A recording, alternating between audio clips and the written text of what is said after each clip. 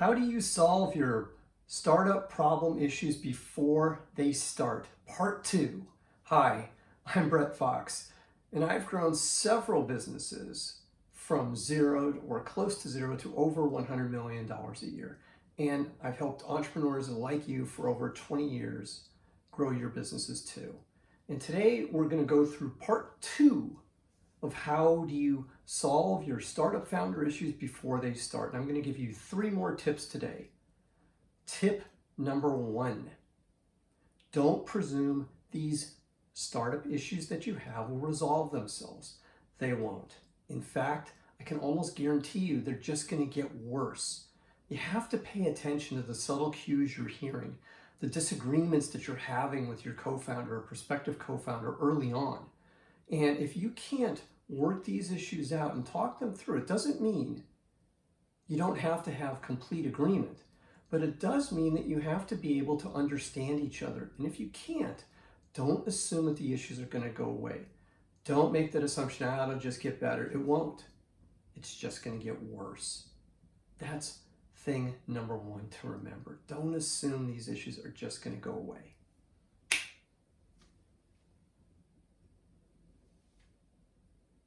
Okay, startup issue number 2.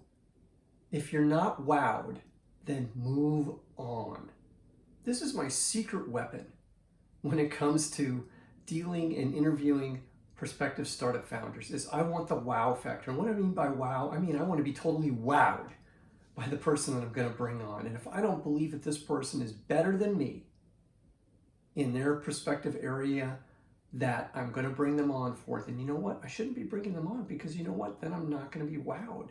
And there are going to be problems and there are going to be issues. You need to work with the best when you're starting your company. You need to be wowed. You can't just assume that this person's going to be okay for now, because you know what? The level of talent is determined by the people that you bring into the team early on. That's how critical this decision is. Now, this brings us to tip number 3. Integrity matters. I don't care how smart a prospective co-founder is. I don't care how brilliant they are. I don't care that they may have 50 patents to their name, that they've solved all the world's problems. None of that matters if they don't have integrity. And if their values don't line up with your values, then there are going to be issues in your startup. I just guarantee it. Don't make the fatal mistake.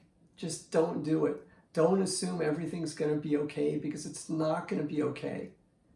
Integrity is critical. Again, you and your co-founders are setting the tone for everything that comes later. And if you don't set the right tone, then you know what? You're doomed. And the culture that you're going to build is going to be very difficult to undo. That's why integrity matters. Don't assume that if you bring on a co-founder that doesn't have integrity like you do and doesn't share the values that you do, that everything's going to be okay. It won't be. So let's review those 3 tips again.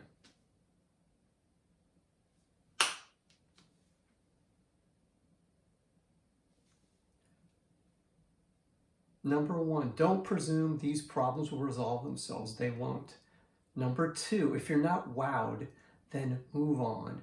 And then maybe most importantly, number 3, if a prospective co-founder doesn't have the integrity that you do, or is lacking in integrity, then move on.